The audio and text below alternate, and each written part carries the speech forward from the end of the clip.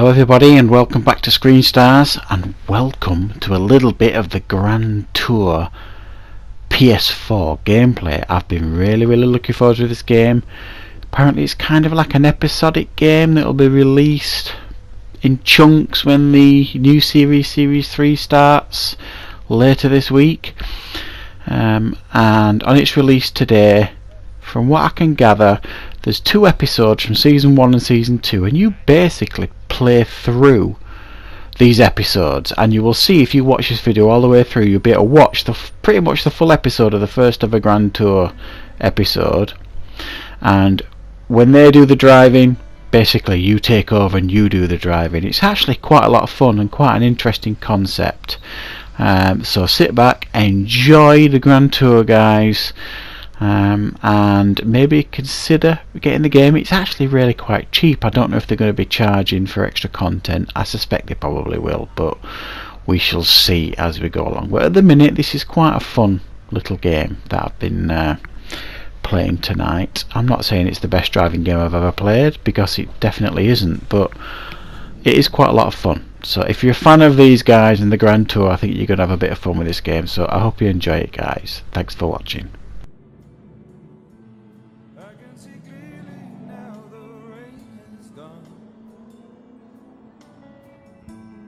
I can see all obstacles in my way.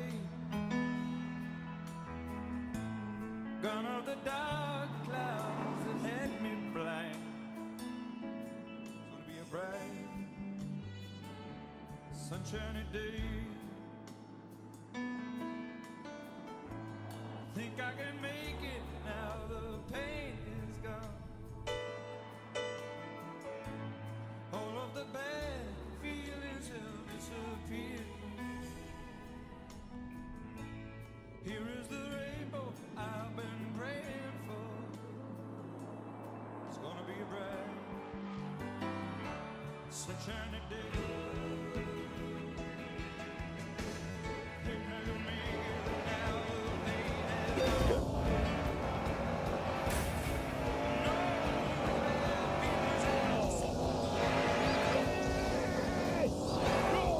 Keep your foot in it, man.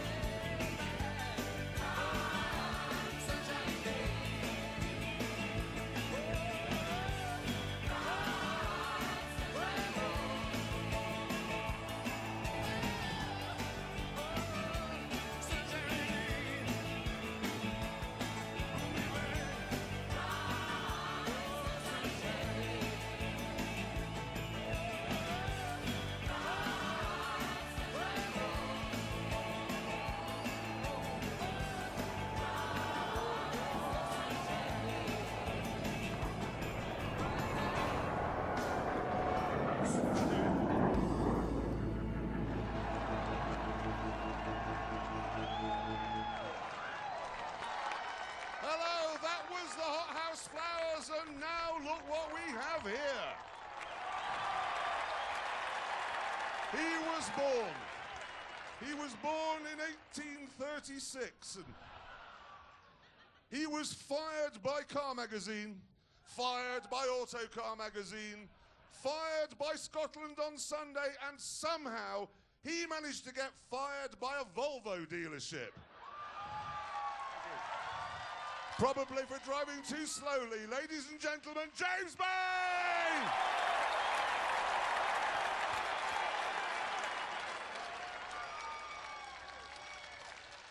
Thank you, you're very kind. And, ladies and gentlemen, you probably can't see him from the back, but I assure you, he is here. He was fired by Radio York, fired by Radio Leeds, and fired by Radio Lancashire. It's Richard Hammond! Hello! Hello! Thank you! Thank you! And, ladies and gentlemen, over here,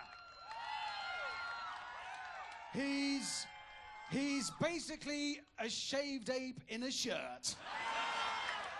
And he technically is the only one of us never to be fired by anyone. It's Jeremy Clarkson!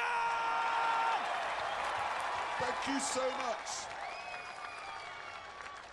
Anyway, we are all car journalists, and we have spent the last 20 years Being fired. Yes. But we have poured everything we know, everything we care about, into this show. Everything.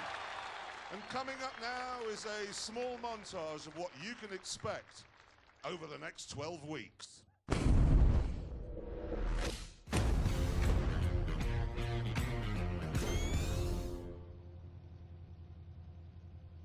Are we ready, gentlemen? Honestly, I don't know.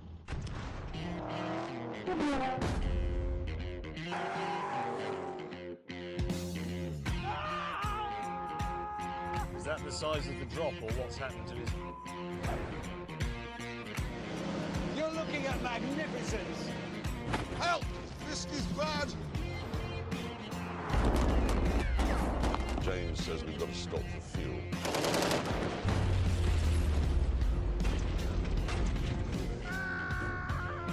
I hate you! He doesn't like it.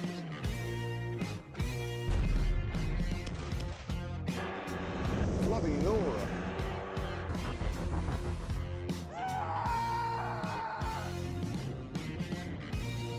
Maybe leaking slightly. What a moron.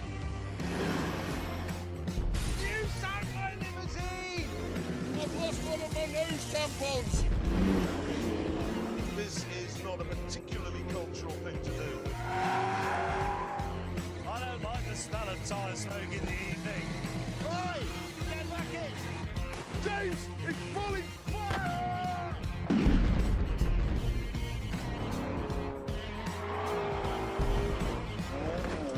Sideways in linen!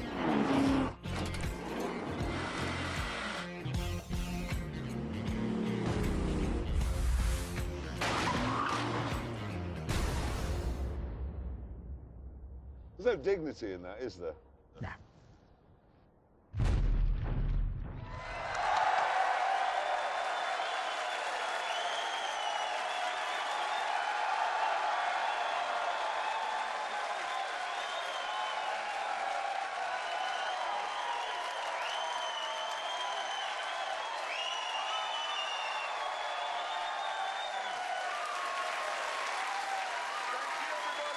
Thank you so much, and welcome to the first ever Grand Tour. Tonight couldn't be more carry if it tried. And I'm going to prove that point because we're kicking off with this. Yes, I agree. The thing is, though, various supercar makers have now taken the sort of polar bear friendly technology from a Prius, and they're now using it to create raw, naked speed. Now, I say the best of these hybrid hypercars is the mad, swivel-eyed McLaren P1. Whereas Richard Hammond, who's wrong, I'm not wrong. he is, because he says the best, is actually the rather boring Porsche 918. It's not boring. Yes, it is. It isn't. It isn't. Well, whatever, we decided to meet up with the cars and settle this once and for all.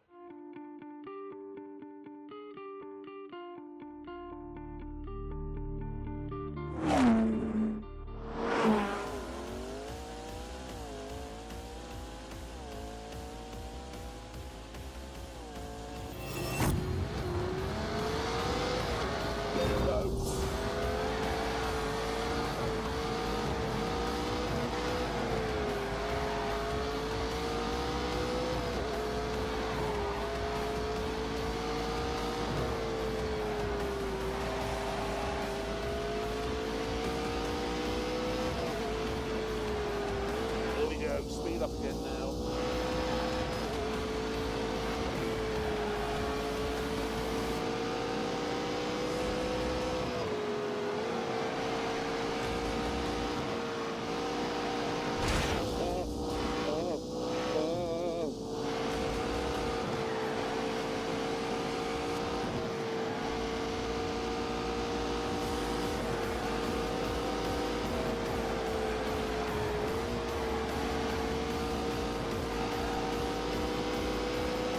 Look at that for a tidy line.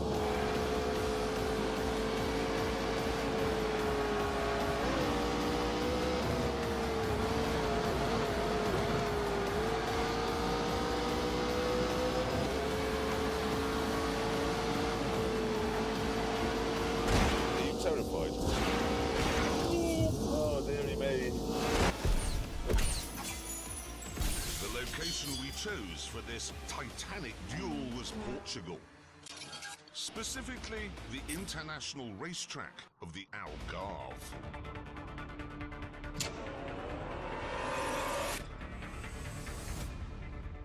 When we arrived, mechanics from Porsche and McLaren pounced on our cars, fettling them for what was to come. Soon, the McLaren and the Porsche were ready for some shakedown laps. And for these, we decided we'd drive each other's cars.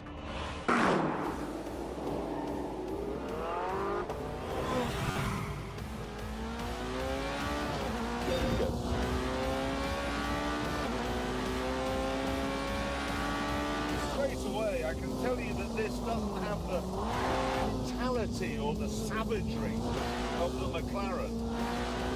Because it has rear-wheel steering and four-wheel drive, it feels planted, it feels secure and safe.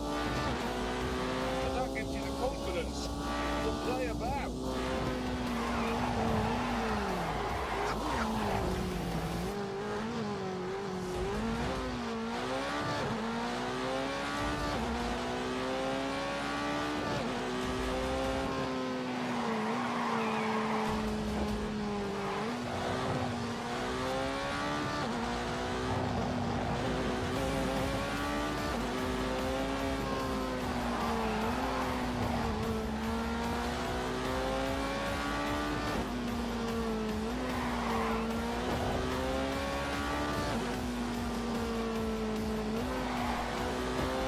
The grip is genuinely incredible.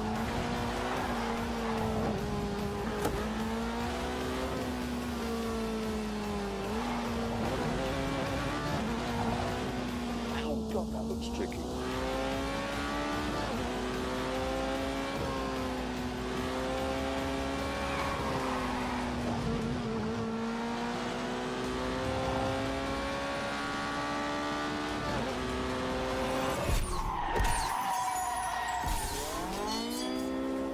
This is brilliant.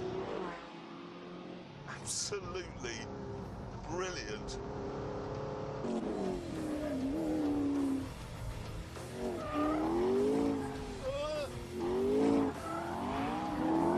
Jesus.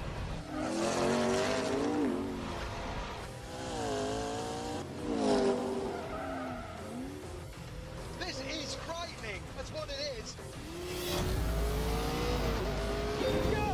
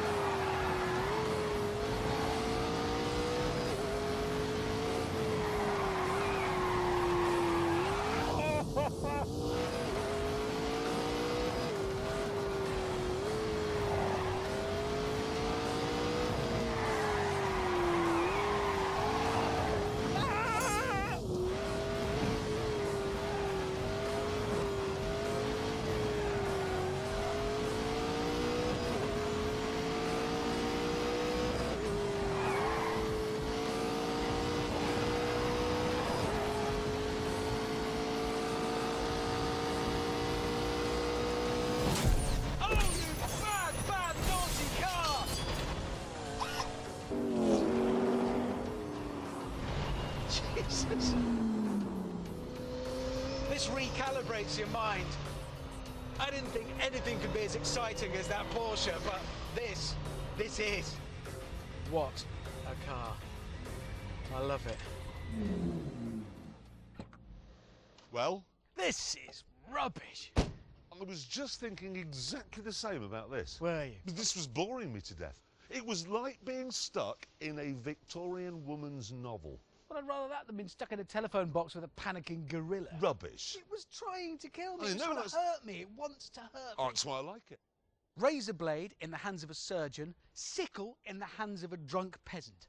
Schooner of sherry, absinthe.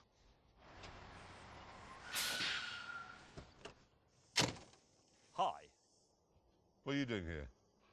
I am here because, gentlemen, I have in the back of that lorry something that will make your McLaren and your Porsche look like lumps of yesteryear.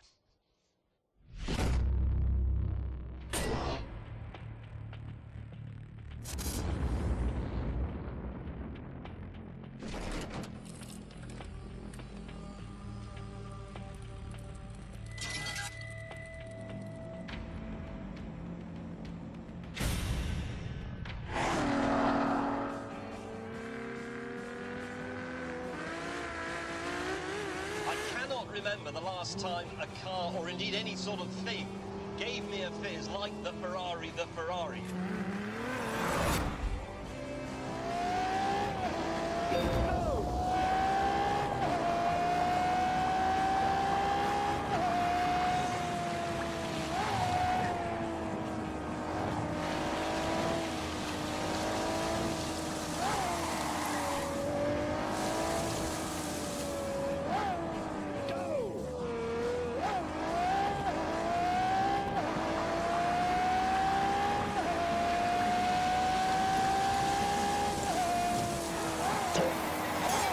I have been clever.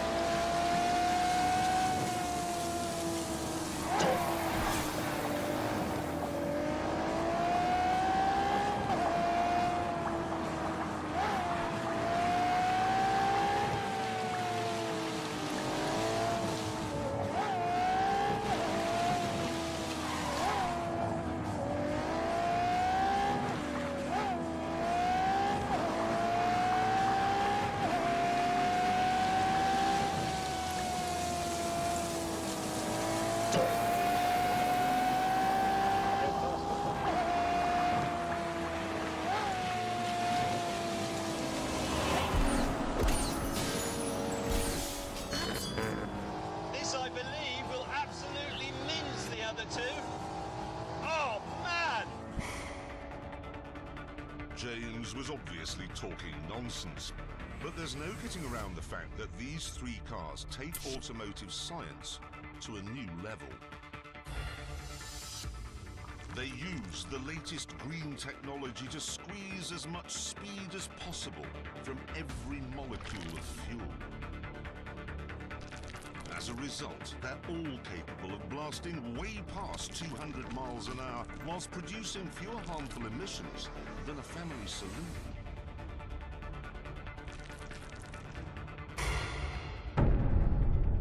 What we have here, then, are three incredible machines which, at a stroke, have made the traditional supercar look wooden and old-fashioned. Welcome, everyone, to the Hypercar Holy Trinity.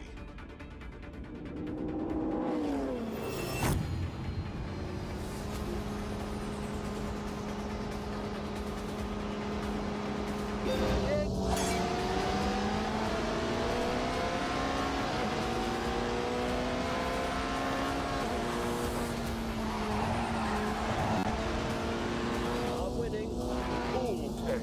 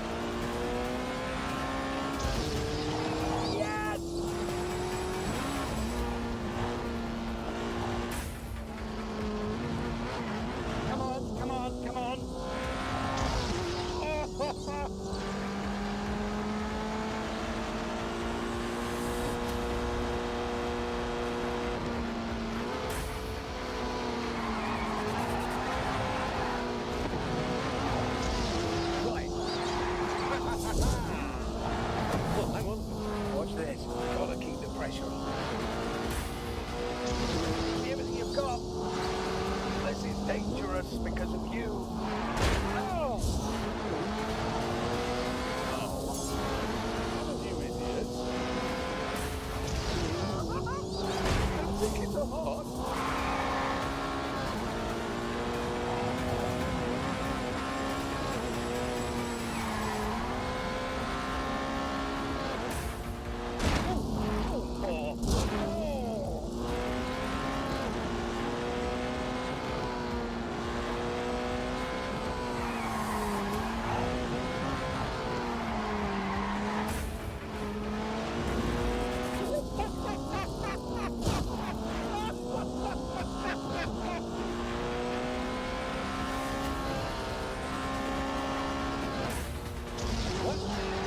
Go, go. Oh my God.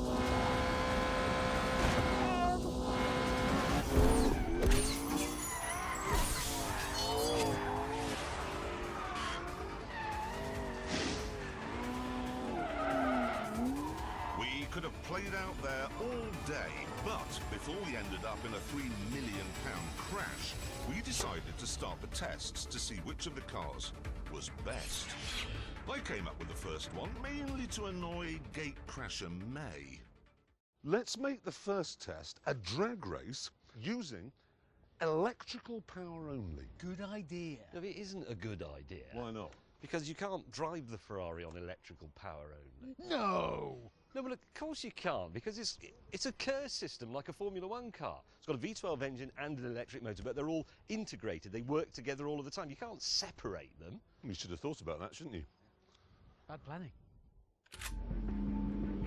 With James reduced to the role of onlooker, we lined up the P1 and the 918 on the start line. But then, instead of revving the petrol engines, we shut them down.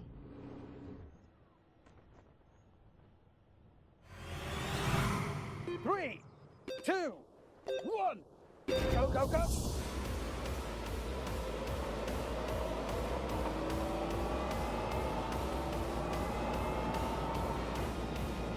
Mate, mate.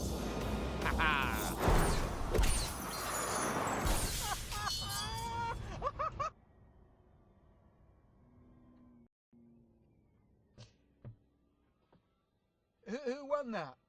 It was me, wasn't it? Yeah, but it's not important though, is it? Is it not? No, it's just not relevant. Right, right. In a drag race, it's irrelevant which car gets there first.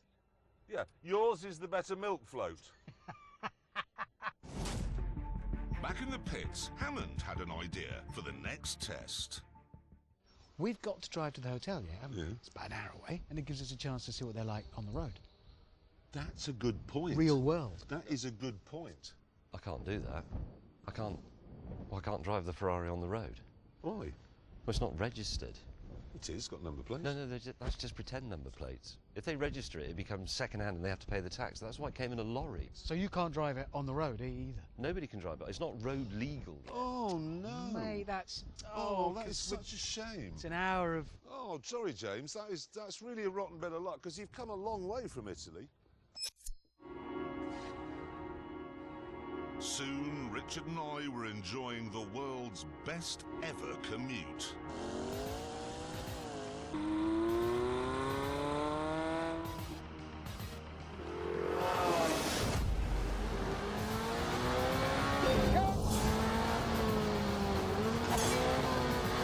Sorry.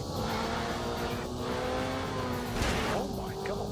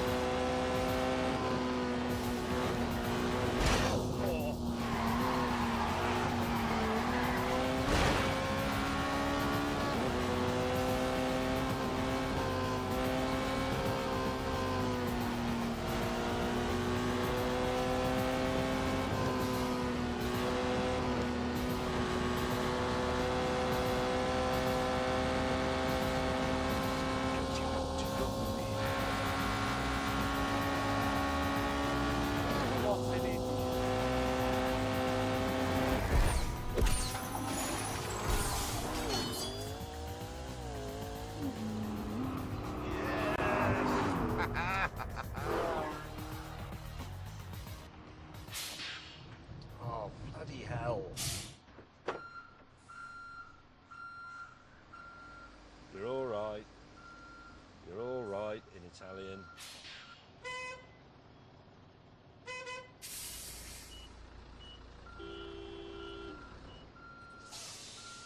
Oh, God.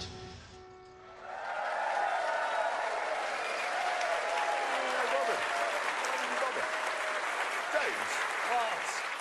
sorry to have to say this, but that Ferrari is useless. Yes. Later on in part 2, when these two have stopped dreaming up idiotic and irrelevant tests that it can't take part in, we shall see. We've got to tell everyone about our track. Yes, we have one. This is the sort of place where you can drive cars at speeds that you can do on the road, but only if you want to go to prison afterwards. What, like 38 miles an hour? Well, 39, maybe even 40 from time to time. Now, we were hoping that we could bring it round the world with us, like the tent, but unfortunately it's too heavy. And as you're about to see, too bitey.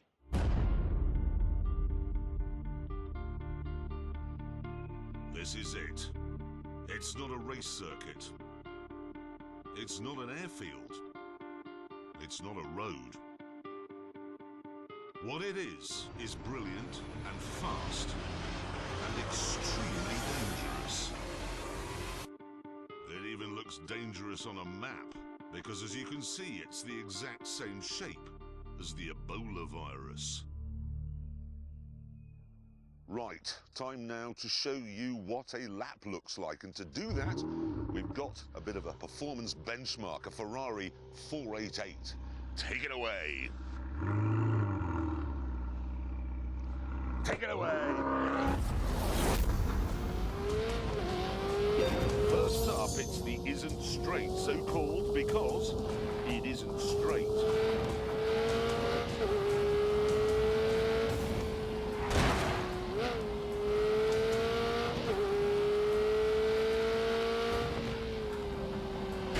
After the second right on the isn't straight, we're into your name here corner.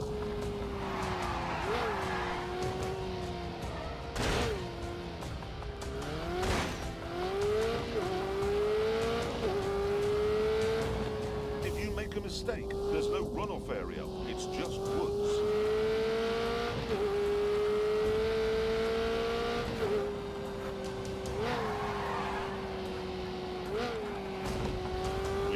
Section Old Lady's House because it's right next to a house where an old lady lives. Get this 90 left right or you'll crash into a cage full of electricity. And you'll need to get the final 90 left right as well or you'll run into a field of sheep.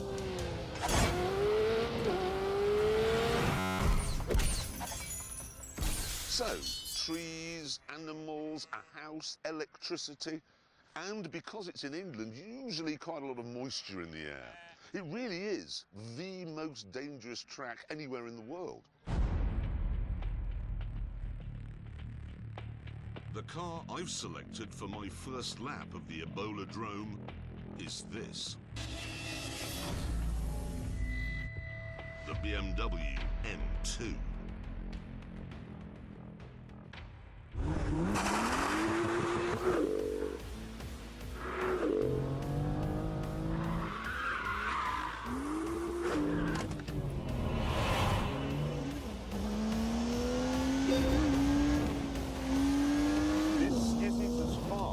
Straight line as an M3, but everywhere else it is better.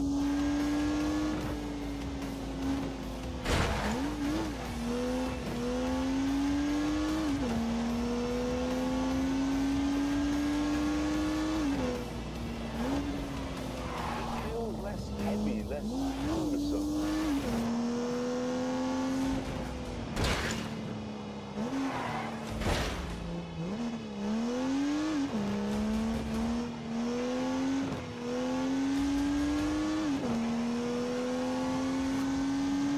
Back onto the isn't and unleashed 365 rampaging horsepower from the turbocharged 3-litre straight six.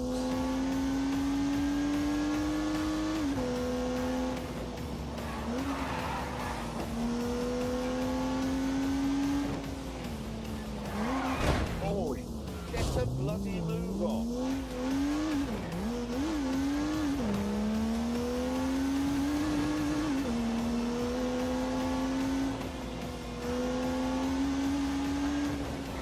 carefully.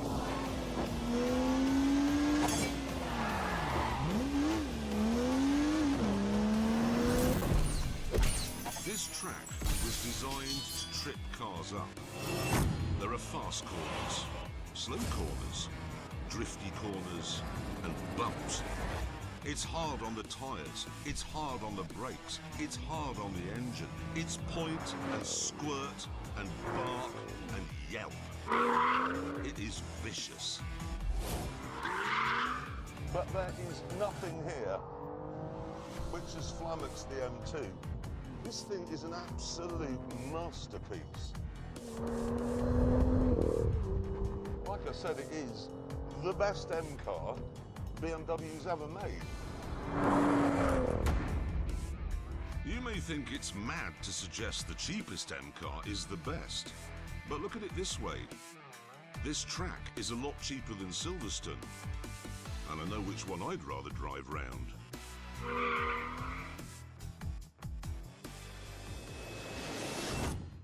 Let me get this right. At our track, Yeah. there's trees, animals, moisture, electricity, a house, and an unexploded bomb. Yeah.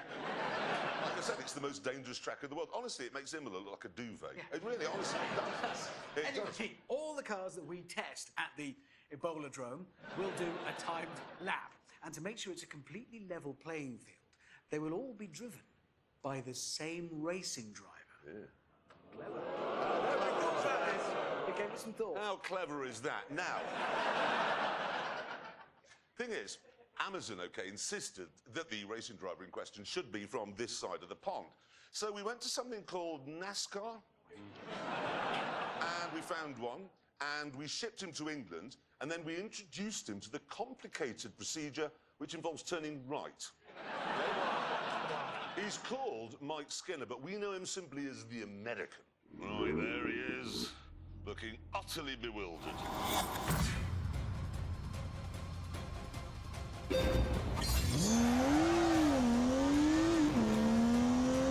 They skitter up a wheel spin, and immediately he's onto the isn't straight.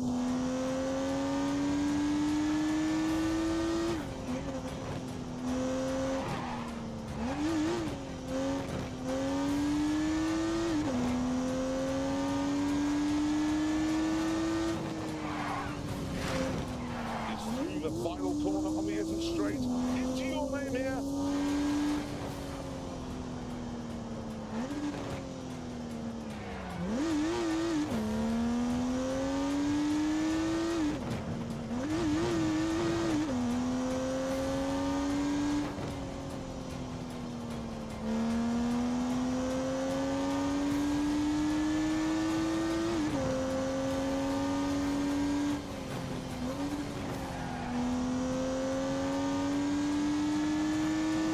Okay, coming up to Old Lady's house.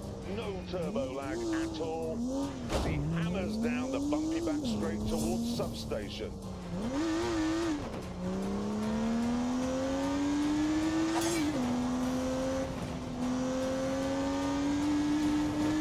One more 90 left to go through Fielder's Sheet.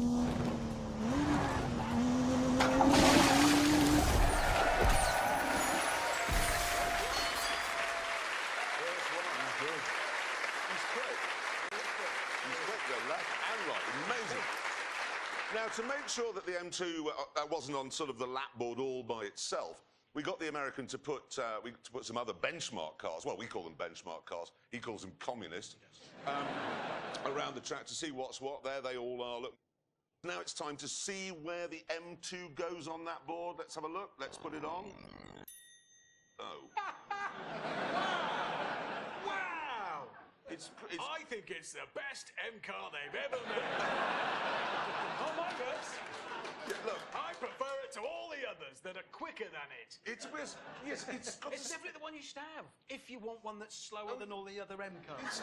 It's better. It's only it's quicker than a Civic. Yeah. It's slower than... If you had a choice of M cars, if you lined them all up and said, Yeah. I'd like the fastest, it wouldn't be that one. Shut up. Better in every single way. Stop saying You said things. that. I don't care what. Have you driven one? You know what? It's a amazing, fabulous car. You've driven it. It's a brilliant car. It really honestly is.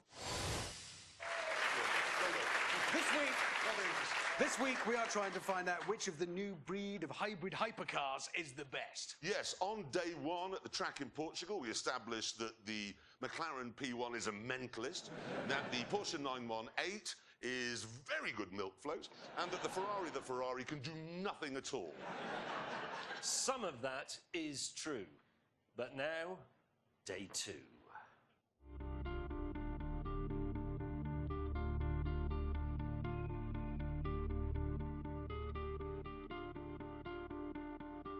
We began by lining up the 3 most exciting cars on the planet for the drag race of all drag races.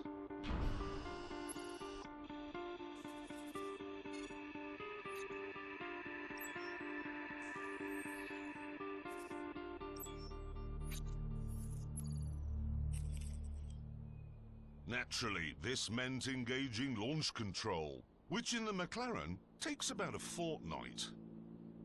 I have to have the drivetrain in track mode, the aero package in sport mode so that the rear end squats when I set off and gives me more traction. I have to have the DRS button pressed with my thumb to keep the rear wing open, which reduces drag obviously. Launch control in the Porsche, left foot on the brake, hard, right foot on the throttle, hard, light goes green, left foot off brake, pting! Launch button pressed for 2 seconds, left foot on brake, right foot on throttle. Press launch control, mash the throttle, within 4 seconds, release the brake. 3 seconds later, I have full boost and I have to set off then within 3 seconds or the entire system disengages. I'm going to get this wrong, just so you know. I've got a lot to do in here.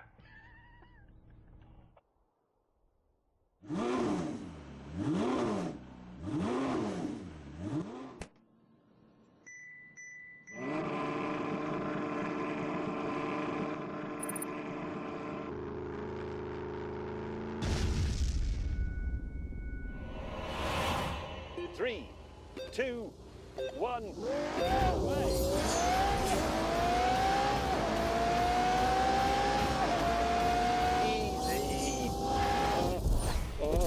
When that sorted, it was time to bring in a racing driver to see which of our cars could do the fastest lap. Our resident American said he wasn't interested because all 3 cars are probably communist.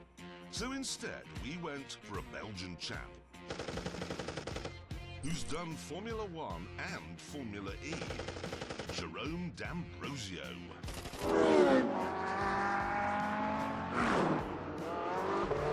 Jerome took the cars out to get a sense of how they handled.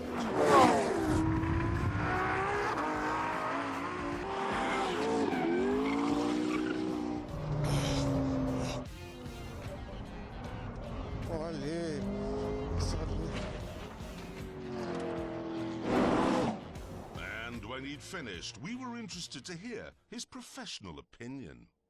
La McLaren, une voiture, je pense peut-être la plus difficile à piloter. Très facile de faire une erreur, et c'est vraiment une voiture de grand garçon. Il faut faire attention et donc pas facile de faire un tour. Je pense qu'elle est un peu moins efficace. At this point, word reached us that Jeremy was taking liberties with the subtitling machine. Donc c'est... So we moved on to the big event, the timed laps.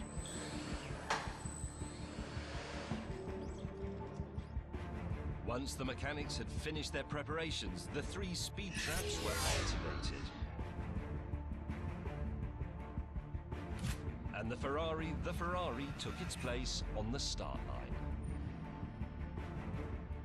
Look how good it looks there.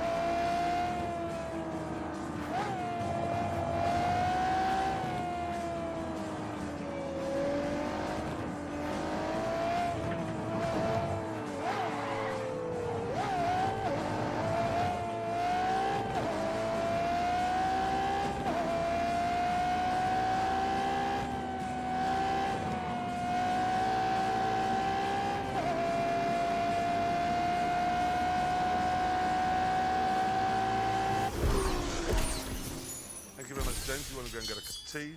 Well, we've warmed the track.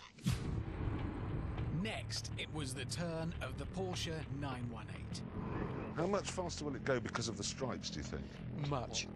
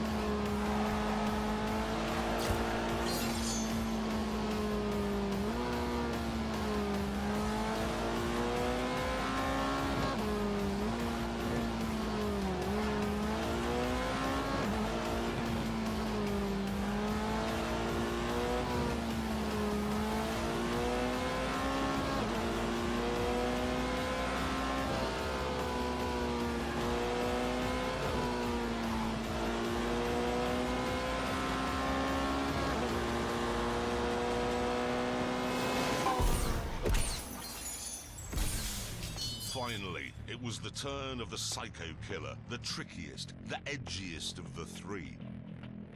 But I was so confident it'd win, I was prepared to take a massive gamble.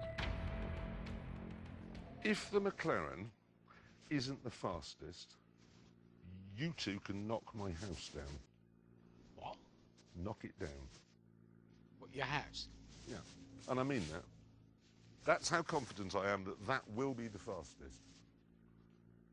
That's a you know we will do that. Yeah. It's a serious bet. Yeah. Fine. If that's not the fastest, Yeah. we can knock your house down. Yep. You know where it is. You've both been. Yeah. I'd love to knock it down.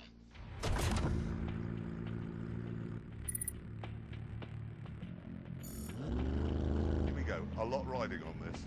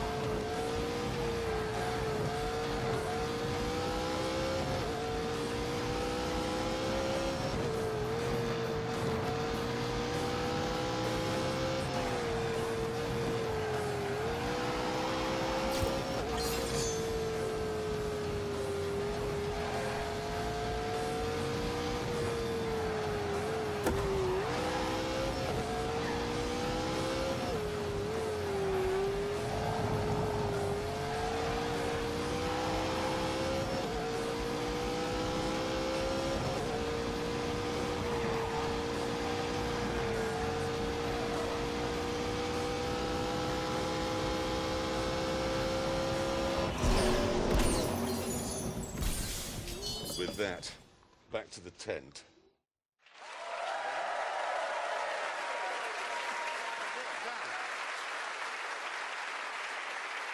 Thank you so much. Now, I want to make it absolutely plain, because I know this matters to Anoraks. All three cars were running on exactly the same sort of tyres. Yes, same tyres, same track, same driver. So the times are down to the cars. Yeah. Yep, and now it is time to reveal those times. And let me just make it absolutely clear. We don't know what they are. The producers have kept them from us. They're top secret. Yeah. So let's put the scoreboard up and let's begin with the Ferrari, I believe. Let's see what it did it in, please.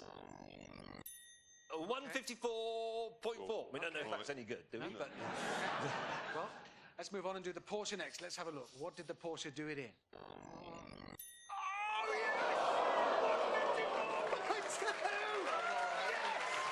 Yes!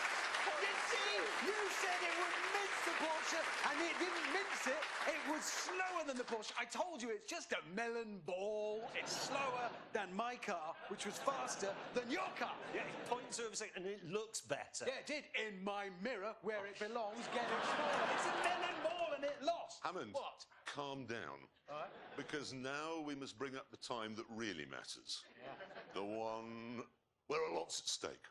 The McLaren, the McLaren P1. Are you nervous? No. Sure. No. A little bit? No, I'm not nervous. So why be nervous? Because you could get like a shopping trolley and keep all your things in it, move it about, make some new friends under a bridge somewhere. Hammond. I'd say sell your body. Don't do that. Be quiet. Let's bring up the time of the P1. Here we go. Oh, God. Where is it?